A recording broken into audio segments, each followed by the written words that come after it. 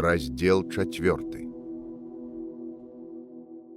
Я пачаў гэтую кнігу 2 гады назад. За спіною былі 12 год жыцця ёю, думак аб ёй не напісанай. Былі ўспаміны людзей, кнігі зачытаныя і кнігі, да якіх на працягу амаль стагоддзя не дакраналася нічыя рука, акрамя маёй. Я трымаў у руках холодную сталь інсургенцкіх кордаў і канфірмацыі расстрэлаў, якія, здавалася, сачыліся крывёй. Быў роздум і былі папкі архіваў, у якіх, нібы ў пыльным кокане, склаўшы крылы, да пары да часу спала праўда, яскравая, як матыль, і магутная, як дынаміт.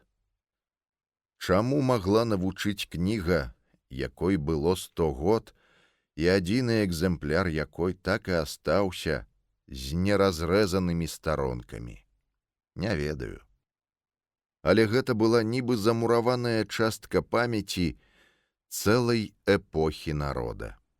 І мне здавалася, што на кожнай вокладцы варта толькі ўгледзецца, напісана: хто згубіў сваю памяць, згубіў усё. 12 год я шукаў яе. І ўсё ж мне здавалася, што я шукаў яе 100 год, што гэтая кніга прыйшла да мяне з дзядоў і прадзедаў, што яна нарадзілася разам са мною і стукала ў маё сэрца, пакуль я не адчыніў ёй. А потым яна шукала разам са мной. І аднойчы човен, дзе былі яна і я, паднесла дняпровай плынню да адхону, на якім стаяла і цвіла груша. У маленькай вёсцы Азярышча, на сярэднім Дняпры. І тады мы зразумелі: час. Нечапаны аркуш паперы ляжаў на стале. За вокнамі вялізнага пакоя стаяў цёплы і цёмны вечар канца сакавіка. Позні вечар быў у садзе за 2 вокнамі. Позні вечар быў і на ціхай вуліцы за іншымі вокнамі. І раптам за вокнамі з'явіліся агні. Спачатку 1, потым 2, потым маленькае, як стажары, сузор'е, потым 2 сузор'і, 3, 5, 10. Яны рухаліся вуліцай здалёк і паўз мяне. Я не ведаў, што гэта такое, я проста бачыў, што гэта ўначы людзі нясуць агонь. Так, як вынес яго калісьці на сходы чалавек у белай сарочцы з мужным і горкім тварам. Людзі ішлі і ішлі, прыкрываючы далонямі цёплыя агеньчыкі свечак, якія мог згасіць нават слабы подых ночы. І ўсё ж яны ішлі за першымі, і далоні ў іх былі ружовыя, таму што іх наскрозь прасвечваў агонь. І кожны агеньчык быў слабы, але разам яны стваралі зарыва, якое пераможна плыло ў ноч. І ніколі потым, як бы цяжка ні было, я не сказаў слоў старадаўняга пісца, запісаных ім на палях нейкага там апостала. Кніга, кніга, ужо мі ад табя моташна. Заўсёды яна заставалася для мяне улюбёным дзіцем, бо кожны раз я ўспамінаў ноч, у якой спачатку з'явіліся першыя, а потым усё людское мора, залітае агнём. І я помню іх, людзей, што ішлі ў ноч, прыкрываючы жывымі, цёплымі далонямі агонь. Помню. Над бярозамі, што абступалі царкву, віселі халаднаватыя і празрыстыя зоры. З вокнаў і шырока адчыненых дзвярэй лілося на цвінтар і натоўп аранжавае святло. Зрэдку, калі галасы пеўчых узляталі асабліва высока, у шатах бярозы ў гнёздах сонна ўскрыквалі і хрыпелі гракі. У царкве вёскі Мокрая Дуброва, самай блізкай да Раўбічаў і азярышча, ішла паўночніца па вялікай суботе. Вялікі натоўп тых, што не праціснуліся ў храм, стаяў на цвінтары, слухаў спевы. Сёй той часам уставаў на пальчыкі і, выцягнуўшы шыю, заглядаў у агністую пячору.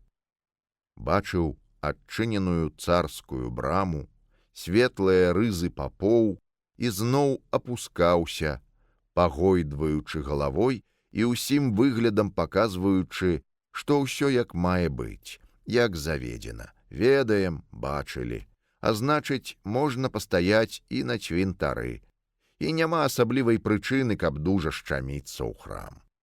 Тым больш, што па старой ерэтычнай прыказцы «Дзе Бог, там і храм». І унь якое вакол благарастварэнне ваздухоў і якія божыя лампады ў небе. Сям-там гаманілі аб вясне, аб тым, як ачуняла азіміна, і аб тым, у чым благалепие літургіі Вялікай суботы і ў чым яе адрозненне ад благалепія літургіі велікоднай. Алесь прывязаў каня да агароджы і павольна пайшоў праз натоўп па галоўнай алеі. Ідучы праз натоўп, ён усміхаўся. Выхаваны старым вежам, Алесь ніколі не задумваўся аб сутнасці абрадаў. У гімназіі даводзілася выконваць. Можна з імі, а можна і без іх. І цяпер яго кранала хутчэй не тое, дзеля чаго людзі сабраліся тут, а самі людзі і тое, што яны сабраліся. Вось знаўцы. Адзін ціха цягне «Ліцы ангельсці», выцягваючы шыю і найсаладзейшым чынам заводзячы пад лоб вочы. Астатнія стаяць і глядзяць яму ў рот. Вось скрыўлены рот бабулі. Белагаловы мужик стаіць на каленях, нібы перад плахай, безнадзейна звесіўшы галаву.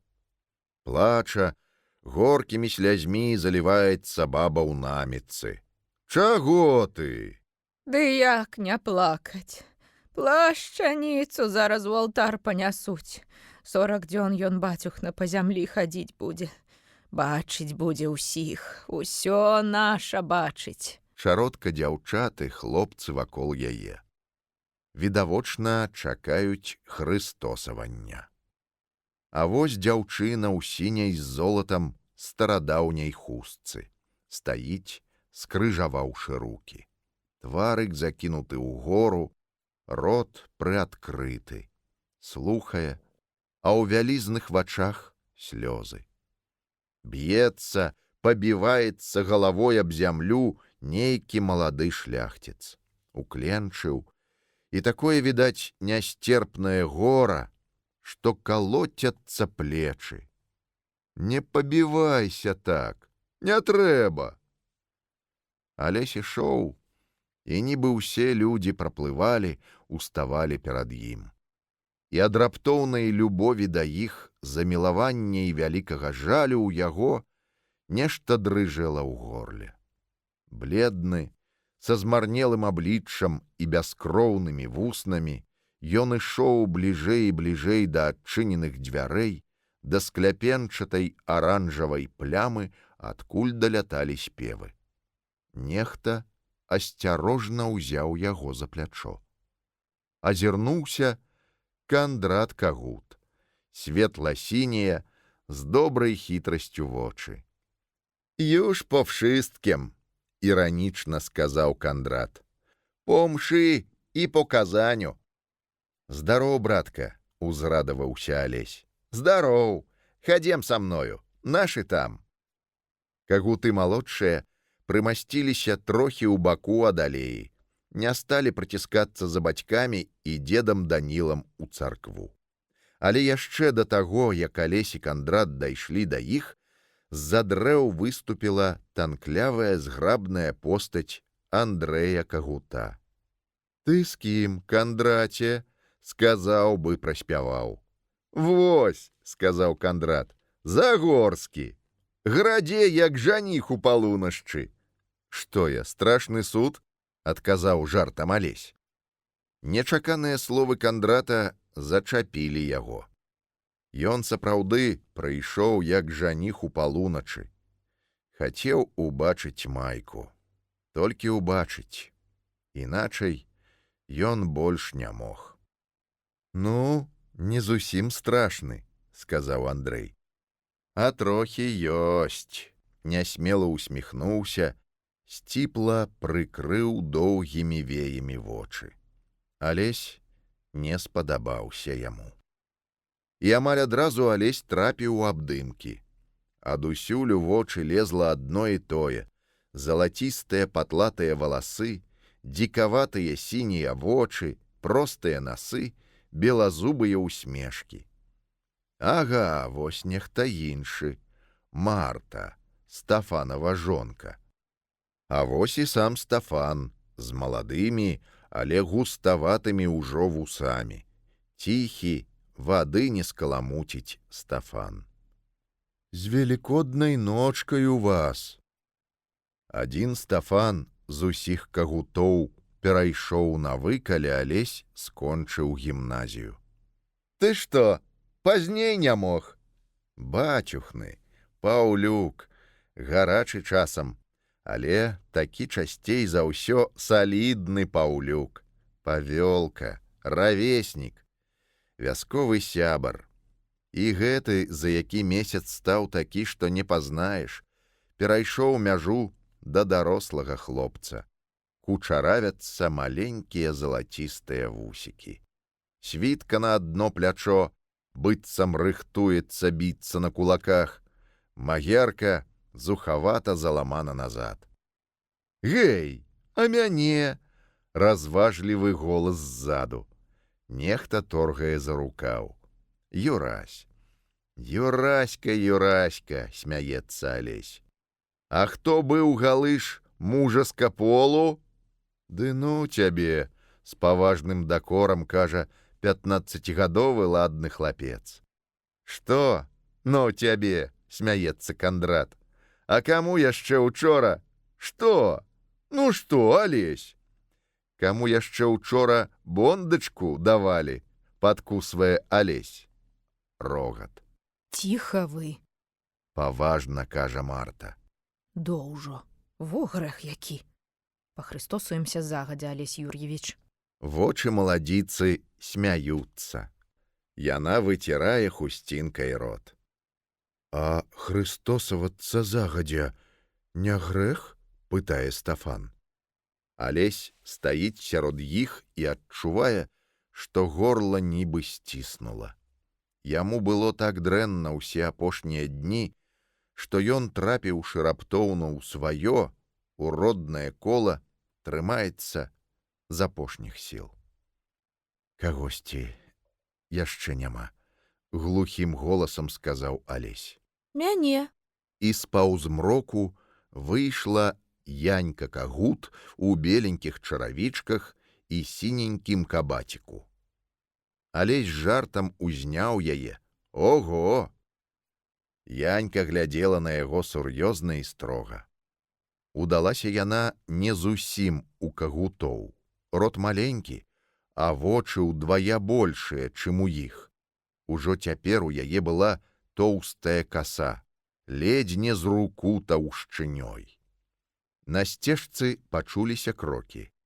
«Хто гэта тут маю нявесту чапае?» — прагучаў юначы прыемны голас. «Мсціслаў!» — віскнула Янька і кінулася да яго. Алесь і Маеўскі сустрэліся позіркамі і апусцілі вочы, нібы кожны заспеў другога ў не зусім належным месцы, але цудоўна разумее, чаму ён тут. Мсціслаў ускінуў вейкі, і на вуснах ягоных з'явілася ўсмешка.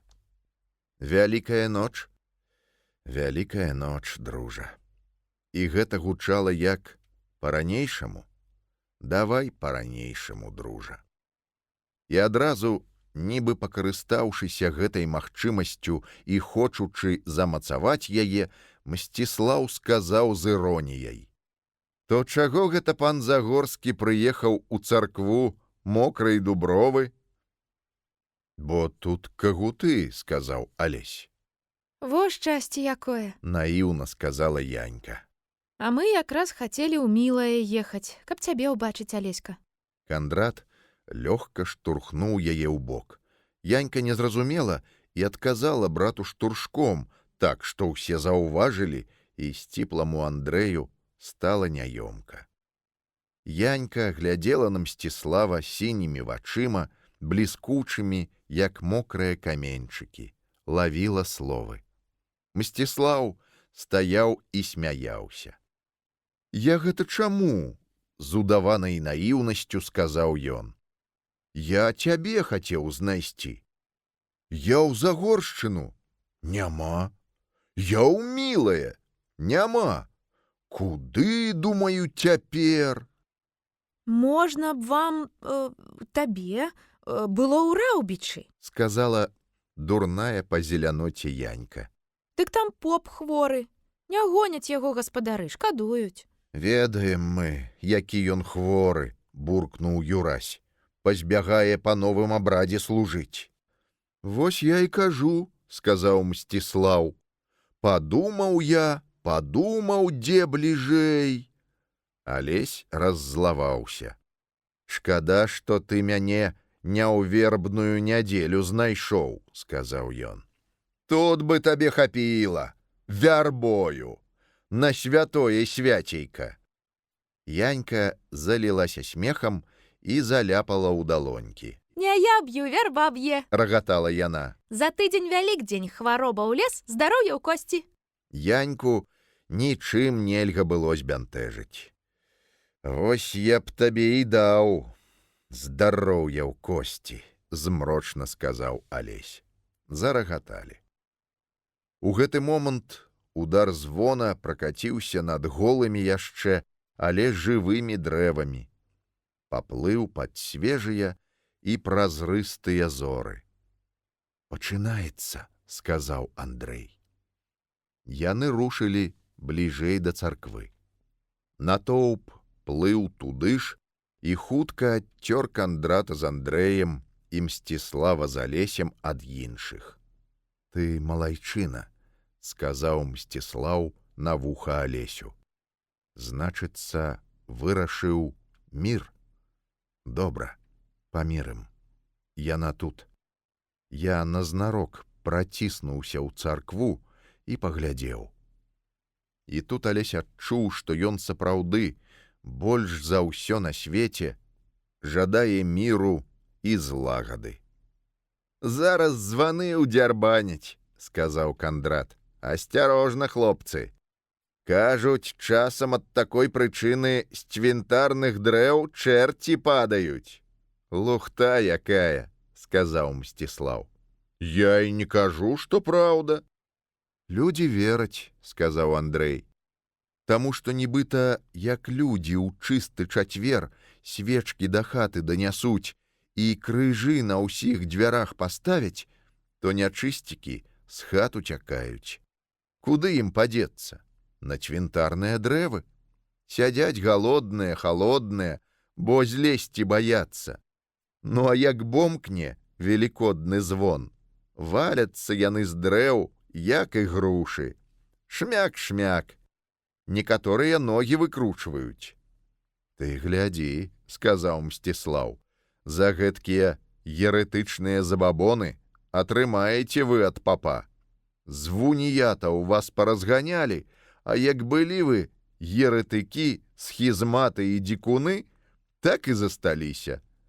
Ягоныя вочы смяяліся, і ў тон яму Андрэй сказаў: «І няхай, усё адно падаюць.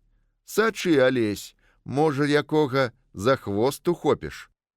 «А ў яго хаданская мыза», — сказаў Мсціслаў. У Кандрата заходили жаўлакі па шчоках. Тады мы ўжо табе, Алеська, дапаможам. Ты яго толькі ў хмызы з Мсціславам завалачы, каб начальства нас не бачыла. А там мы яго, каб вам руки не пэцкаць, асвенцім. Зоры віселі над галавою. Прыціхлі дрэвы. З цвінтара спускалася рознакаляровая стужка людзей. Нібы з расплаўленага металу цяклі, зіхацелі і пераліваліся рызы папоў. Ззяла на золаце крыжоў чырвонае зарыва ад соцень свечак. І над усім гэтым густа плыў бас дыякана. «У воскресенне твоё, Христе спасе, ангелі пяюць на небясех, і нас на зямлі спадобі чыстым сэрцам цябе славічы». Пад зоркамі між снежных бяроз, якія сталі цяпер аранжавыя знізу, плыло, агінаючы царкву шэсце. Нібы нехта павольна рассыпаў чырвоны мігатлівы жар.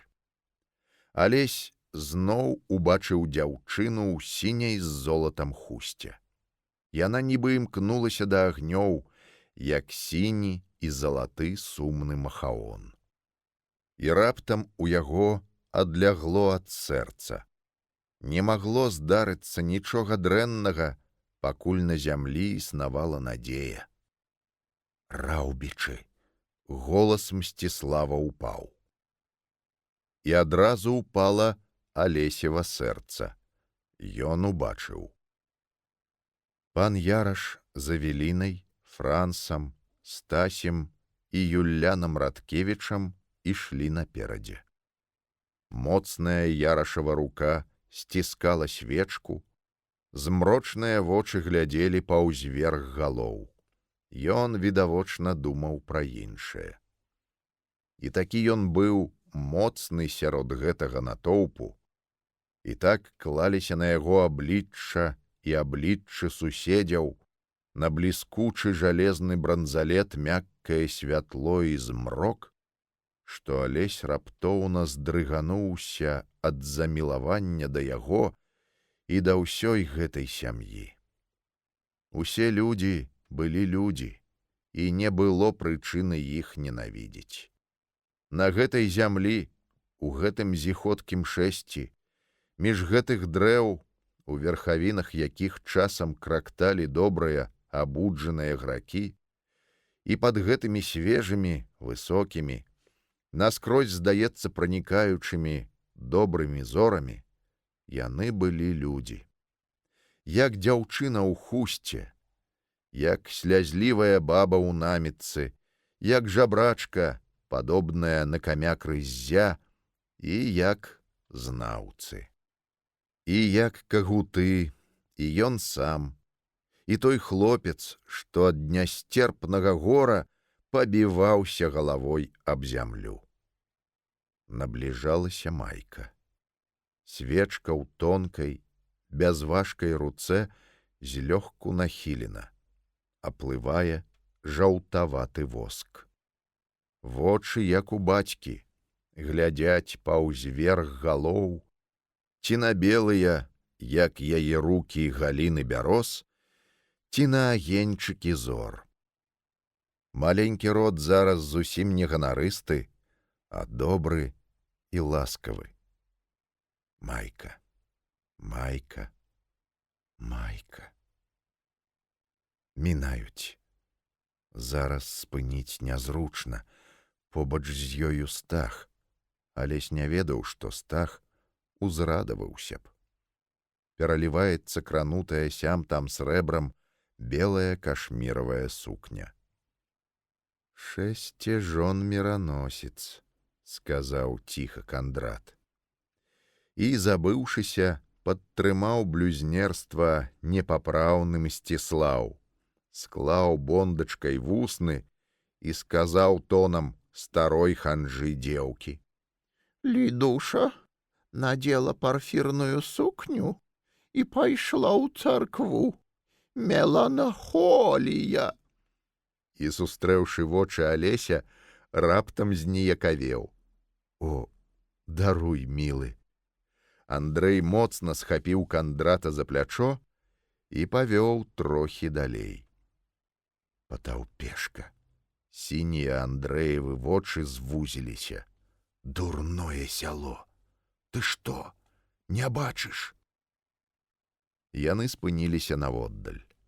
Кандрат пад позіркам брата апусціў галаву. Бачу. Нечакана сур'ёзна, з горыччу сказаў ён.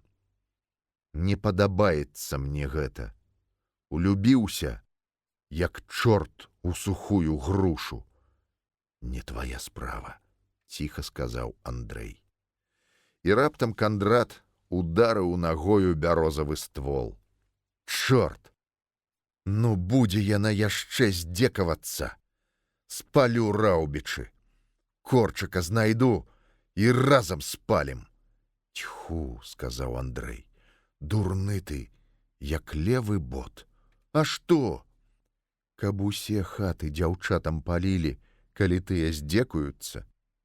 Гэта ж страшна падумаць, што было б. Па ўсёй зямлі попел з ветрам гуляў бы. Узяў брата за плечы. Слухай, браце, ты чаму да кахновай галінкі за ўвесь вечар так і не падыходзіў? А што ж, сумеўся Кандрат. Я ж бачу. Вочы Андрэя сумна і любоўна глядзелі на Кандрата. Ты яе шкадуеш. А ты не шкадуеш?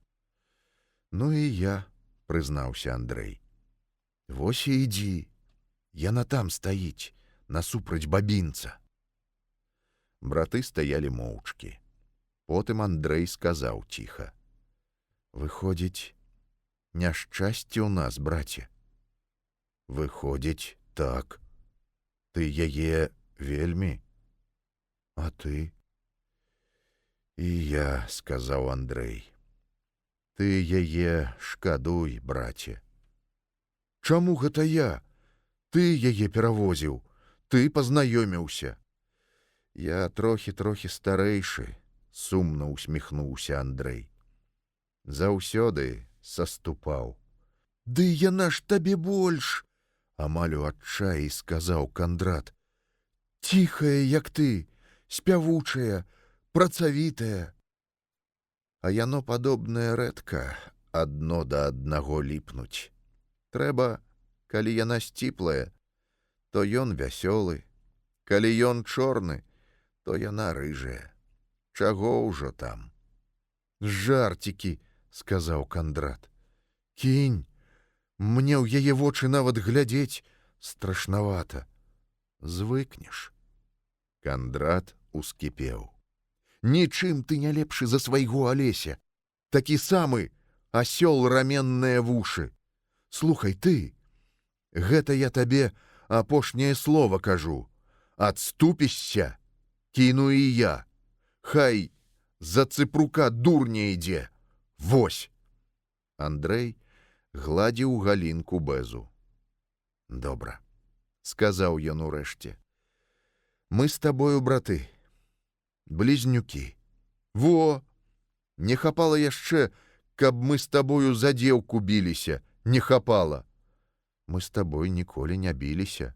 І не будзем. З раптоўным гарачым пачуццём сказаў Кандрат. У нас з табою ўсё было адно.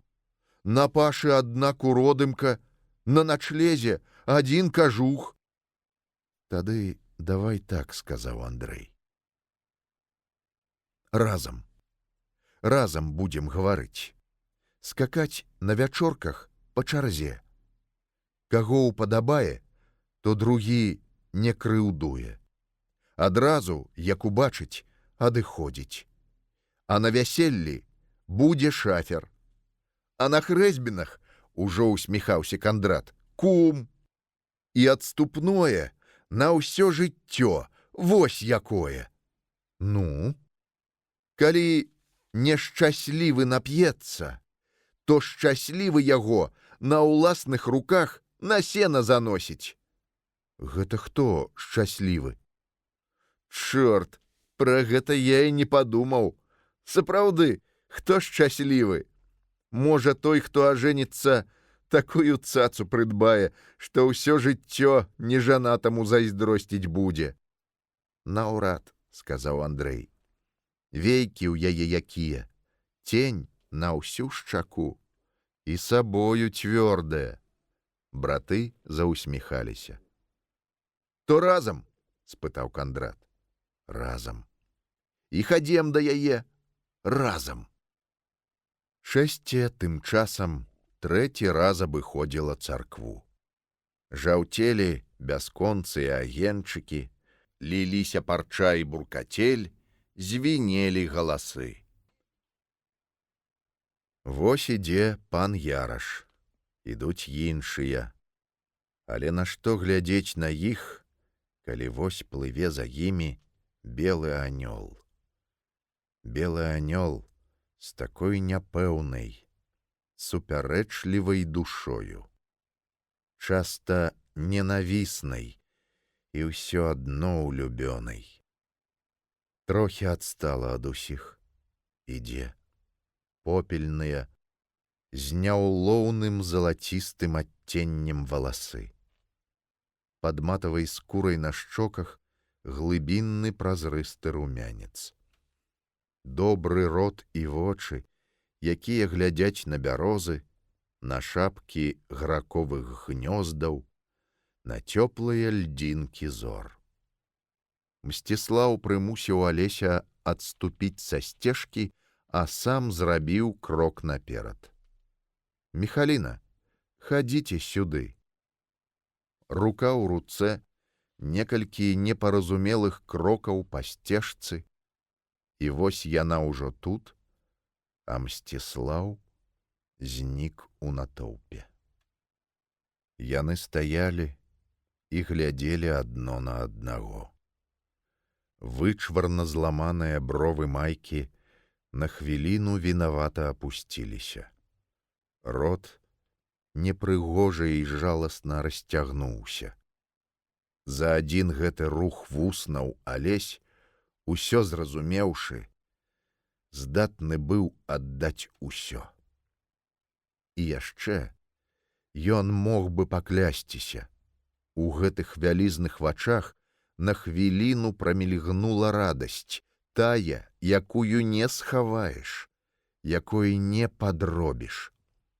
«Майка», — сказаў ён, — «Майка». І дадаў: «Амаль уладна, калі можаш, вер мне». Яна глядзела на яго змярцвелае аблічча і глыбокія вочы. Гэтыя вочы глядзелі так, што ў душы з'явілася падазрэнне, якое адразу перарасло ва ўпэўненасць. Не вінаваты. Няўжо не вінаваты? Мсціслаў меў рацыю. Як яна магла нават падумаць, што ён мог быць вінаваты? Найлепшы, чысты, сапраўдны, той, якога хацелася вечна бачыць, якому заўсёды хацелася пакласці на грудзі сваю галаву, забыцца, адчуць сябе слабай. У гэты час ад бабінца даляцеў вокліч: «Христос воскресе из мертвых!» І яшчэ, і яшчэ. Яны не чулі. І толькі калі ўзляцелі ўгору галасы спевакоў, пад шаты голых бяроз, пад зоры, яна зрабіла крок да яго. Звенелі галасы. Крок, крок, яшчэ крок. І ён ціха сказаў: «Христос воскрос, Майка». І працягнуў да яе рукі. Крок. Іхнія абліччы раптам заліліся вінна-чырвоным. Гэта вакол царквы і вакол цвінтара адначасова запалілі паходні і бочкі са смалой. І недзе наводдаль ад царквы пачалі страляць са стрэльбаў. Стары, паганскі яшчэ звычай. Зарыва трапятала на іхніх абліччах. Ён стаяў перад ёю, нібы юнак з вогненнай печы, і працягваў рукі. У яе ўпала сэрца. Каб гневаўся, каб нават груба, па-мужыцку ударыў яе, было б лягчэй.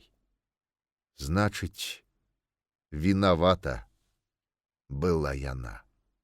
Без апраўдання. Яна была не з тых, што даруюць сабе.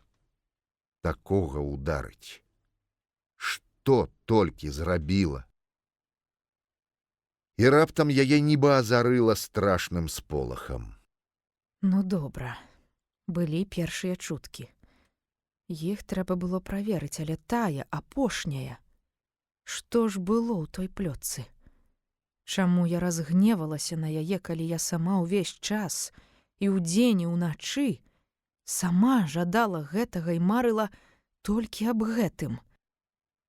Дрэнь. І з-за гэтага ледзь не штурхнула на дуэль, забараніла сустрэчы, аддала яго абразам, зрабіла ворагамі яму брата і бацьку. Хлусіла сама сабе і спалохалася, калі...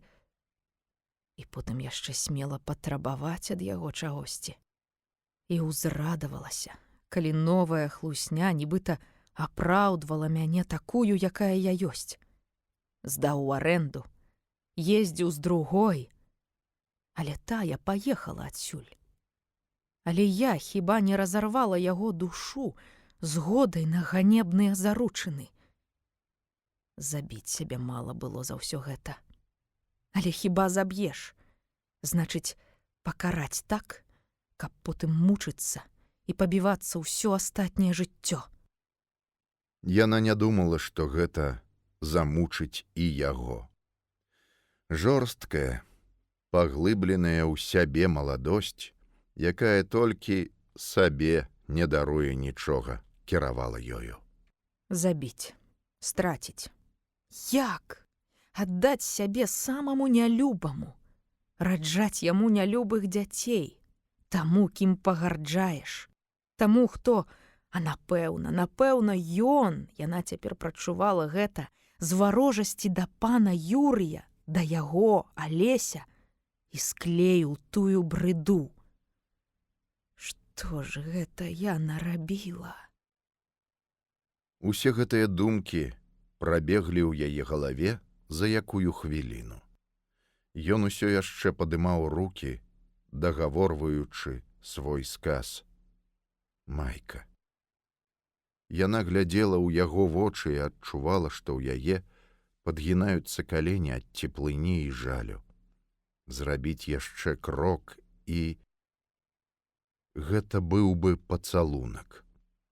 Простае хрыстосаванне для іншых, у якім не адмаўляюць і ворагу.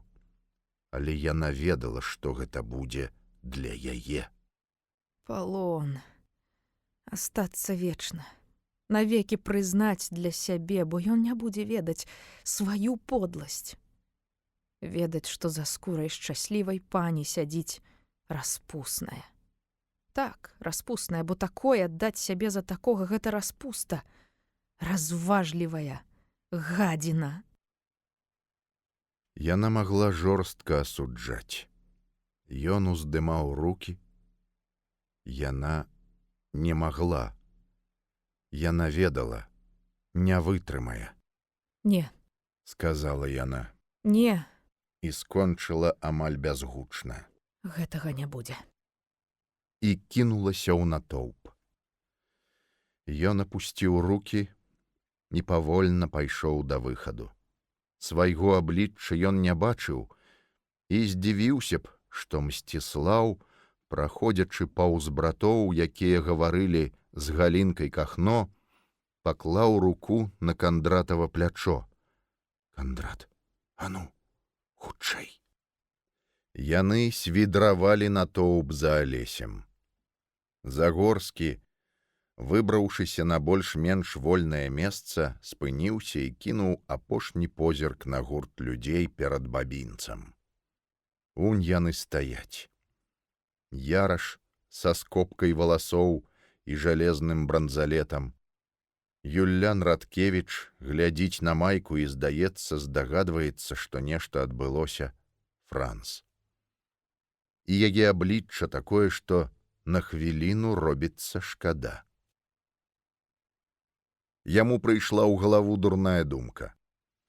Перад імі, між імі і Алесем, палалі паходні і бочкі са смалой. У Раўбіча былі шчыльна сціснутыя вусны. Рука з жалезным бранзалетам сціскала свечку.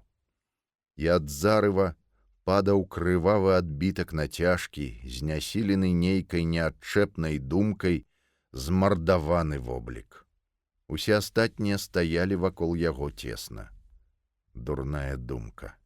Стаяць, скача зарыва. Як тыя паны, што пасля змовы Глінскага ішлі на плаху разам з сем'ямі, каб не засталося і роду.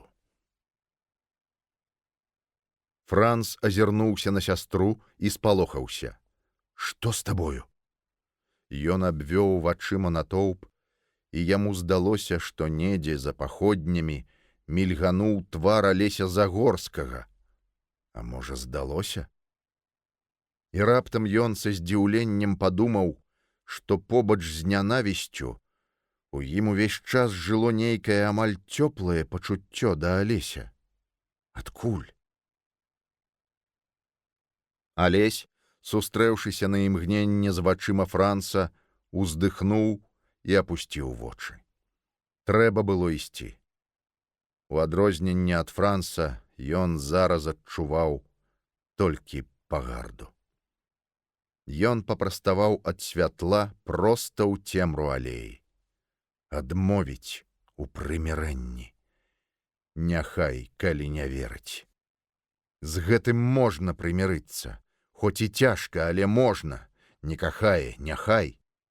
Няхай нават тое, што ўся сям'я пакрыўдзіла і крыўдзіць далей. Але адмовіць вялікай ноччу ў пацалунку? Такое рабілі толькі, калі між людзьмі ляжала кроў сваяка, блізкага сваяка або самага лепшага друга. Такое рабілі толькі даносчыку на сваіх або бацька-забойцу. Адмовіць у пацалунку ў вялікую ноч такога не бывала. І ён вырашыў маўчаць. Яна, вядома, была ў бяспецы. І менавіта таму плаціць давялося б двум — Раўбічу і Францу. Канешне, ім. Бо Загоршчына амаль нічым не рызыкуе. На ўсё сухадольнае наваколле ён, Алесь, найлепшы стралок сярод маладых.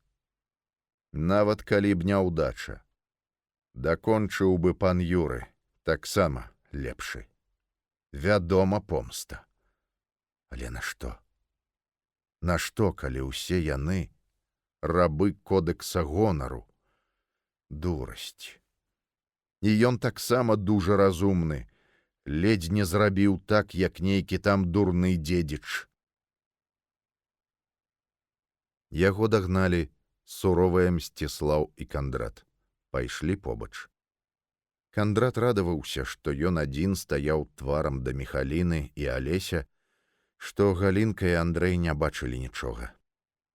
Мсціслаў радаваўся, што бачыў усю брыдкую і незразумелую сцэну адзін ён. І кожны з іх імкнуўся трымаць сябе натуральна. Алесь скоса зірнуў на бесклапотныя абліччы сяброў. «А ну іх абрыдла», — сказаў Кандрат. «Папоўская дзікасць», — азваўся Мсціслаў. «Толькі і добрага, што паскі. Давайце, хлопцы, паспрабуем напіцца». «Чаму не?» — сказаў Алесь. Здаецца, не бачылі. І гэта добра. Ён ішоў і бачыў людзей. Мужика, што стаяў як перад плахай, дзяўчыну ў сіняй з золатам хустцы, бабу ў намітцы, якая па дурасці і цямноце падпявае пеўчым замест і сушчым ва грабег жывот падарваў, і сухі верабей за плот паламаў. Усё гэтае мора, якое звалася яго народам. Таго знаўцу і бабу жабрачку, і таго хлопца, што пабіваўся галавой. І ён любіў іх проста таму, што яны людзі, смяротныя і слабыя, як ён. І таму ён не хацеў пэцкаць рукі помстай. Сябры селі на коней. Мсціслаў кінуў Кандрату павады заводнага коня. Кандрат узвіўся ў сядло апошні, і калі паглядзеў на занадта простую постаць дзядзькаванага брата, рукі ў яго самі сціснуліся на павадах. Добра. З месца ўзялі ў галоп. Проста ў ноч, пад зоры. Яны не бачылі сумятні, якая раптам пачалася сярод натоўпу, калі людзі сталі заходзіць у царкву. Міхаліна Раўбіч упала непрытомная. Палала смала. І проста пад высокія зоры ўзляталі галасы. Пяялі канон Дамаскіна у васкрэсення дзень. Коні ляцелі ў ноч. У гэту ноч сябры вельмі моцна выпілі ў самай захудалай, самай беднай прыдарожнай карчме. А раніцай пан Яраш, давёўшы ўрэшце дачку да памяці і распытаўшы яе, якая была прычына млосці, пахаладзеў ад думкі, што на родзе цяпер можна ставіць крыж. Ты разумееш, што ты нарабіла? Нават ворагу! Гэта толькі абрад, дзяўчоты! Яна не сказала больш ніводнага слова. 2 дні Раўбічы чакалі. Пасыльны з-за горшчыны так і не з'явіўся. Выкліку на дуэль не было. І тады пан Яраш і Франц расцанілі гэта як помсту пагардай з боку Загорскіх і тое, што Алесь сапраўды быў вінаваты. Правіна не напалохала іх. Помста пагардай вельмі. Ім трэба было маўчаць аб гэтым. Толькі ім дваім, якія ведалі. Прымірэнне было ўжо немагчымае. На землях, якія ляжалі побач, на водах, якія плылі побач, сядзелі цяпер смяротныя, непрымірымыя ворагі. На радаўніцу ўсе ў наваколлі даведаліся, што Міхаліна Раўбіч заручылася з графам Іллёй Хаданскім.